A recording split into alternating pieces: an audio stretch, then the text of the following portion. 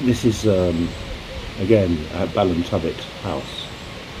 Beautiful, beautiful place. With He was these. the man who took Madonna's music into outer space and made Blur sound like nobody had ever heard them before. On the 23rd of July 2026, William Orbit passed away quietly at his own home. No red carpet farewell, no final tour, just a statement from his family, asking the world for privacy. But the silence around his death says nothing about the noise he made in music for over 4 decades. Today we're telling the real story of William Orbit, the reclusive genius behind some of pop music's most groundbreaking sounds. The news came on a Friday, through a short and dignified statement posted to William Orbit's official Instagram account. It read, in his family's own words, that William passed away at home on the 23rd of July, 2026. They said they were deeply saddened by his passing, and that he would be greatly missed by so many whose lives he touched through his music, friendship, and kindness. As of this recording, no cause of death has been made public. The family specifically asked that the privacy of William's loved ones be respected during this difficult time, and we intend to honor that request. What we do know is that tributes poured in almost immediately from across the music world. Melanie C., who worked with Orbit on her debut solo album, called it an honor to have worked with him. Fatboy Slim called him a trailblazer and a gentleman. Skunk Anansi's Skin said she had been dancing to his music for literally decades. These weren't polite, distant tributes. These were the words of people whose careers he had helped shape. Long before the world knew his name, William Orbit was simply William Mark Wainwright, born on the 15th of December 1956 in London's East End, to 2 schoolteacher parents. Music found him early. At just 14 years old, he discovered his uncle's tape recorder, and something clicked. By 16, he had left school entirely, choosing instead to live across the United Kingdom and Europe, teaching himself guitar and busking on the streets of London and Paris. There was no formal education in music production, no conservatory training, just raw curiosity and a young man chasing sound wherever it led him. That restless, self-taught spirit would define everything he built afterward. In 1980, Orbit teamed up with musicians Laurie Mayer and Grant Gilbert to form the band Torch Song, an experimental project that started by self-releasing music on cassette tapes before eventually signing to IRS Records. But it was what Orbit was building on the side that would change music history. At his own 2-4-track Guerrilla Studios, he began training himself as a producer, and the door to that studio became a revolving one for talent. The Cocteau Twins, Gary Newman, Sting. Even actor and comedian Ricky Gervais came through. In 1990, Orbit launched his own label, Guerrilla Records, cementing himself as an independent force in British music. Then came the moment that turned William Orbit from a respected underground producer into a global name. In 1997, he met Madonna for the first time after already having created remixes for her hits Justify My Love and Erotica. That meeting led to one of the most celebrated collaborations in modern pop music history. Together, they wrote and produced Madonna's 7th studio album, Ray of Light, released in February of 1998. Orbit performed the majority of the instrumentation himself, blending trip-hop rhythms, techno textures, and spiritual atmospheric soundscapes into something the pop world had never quite heard before. The album is still ranked among the greatest of all time. It earned 3 Grammy Awards, including Best Pop Album, Best Dance Recording for the title track, and Best Song Written for Visual Media for Beautiful Stranger. Orbit and Madonna's partnership didn't end there.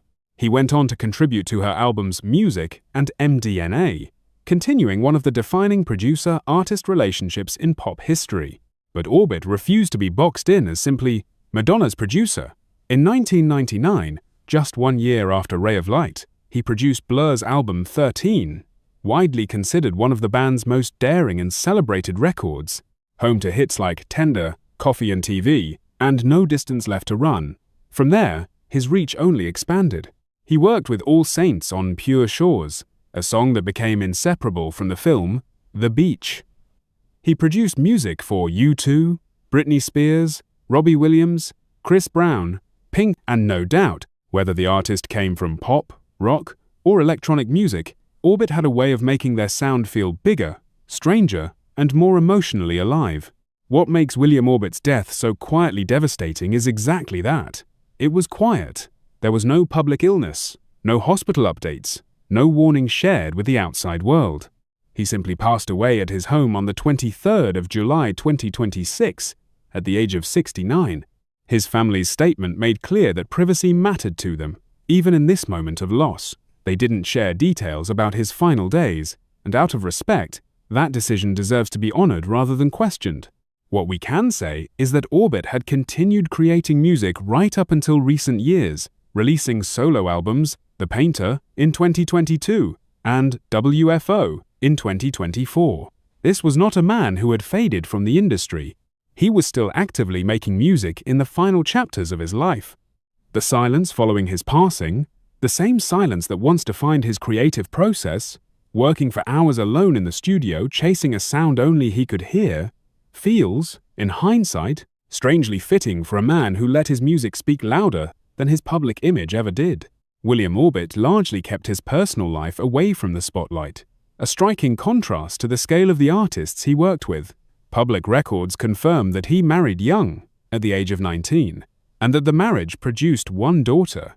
The couple divorced sometime after, and details about his ex-wife, including her name, were never made public. Orbit chose, throughout his entire career, to keep that part of his life private, even as his professional work became known worldwide. He was also romantically linked for a period to singer-songwriter Beth Orton in the early 1990s, around the time he produced her debut album, Super Pinky Mandy.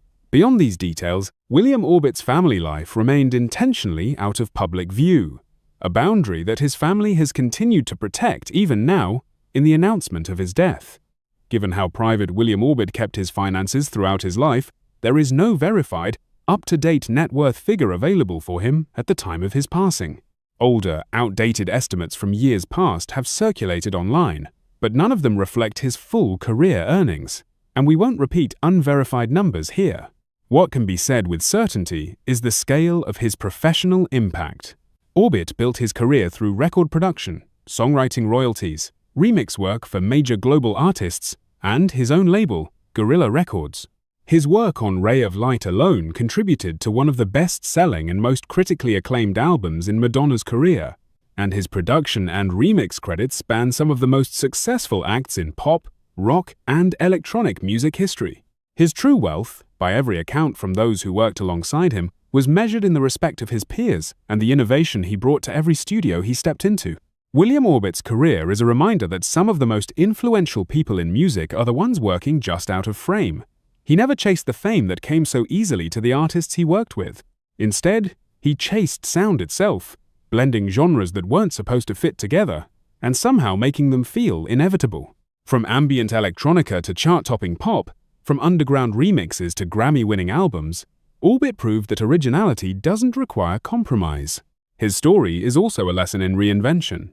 He left school at 16 with no formal training, and through sheer curiosity and persistence, became one of the most important producers in modern music history. For any young artist watching this who feels like they don't have the traditional path laid out in front of them, William Orbit's career is proof that talent and vision can build one anyway. William Orbit didn't need his face on the album cover to leave a permanent mark on music. Every time Frozen or Ray of Light plays, every time Blur's 13 gets rediscovered by a new generation, his fingerprints are there.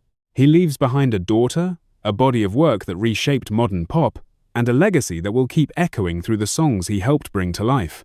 Rest in peace, William. The sound you built will keep playing long after the silence.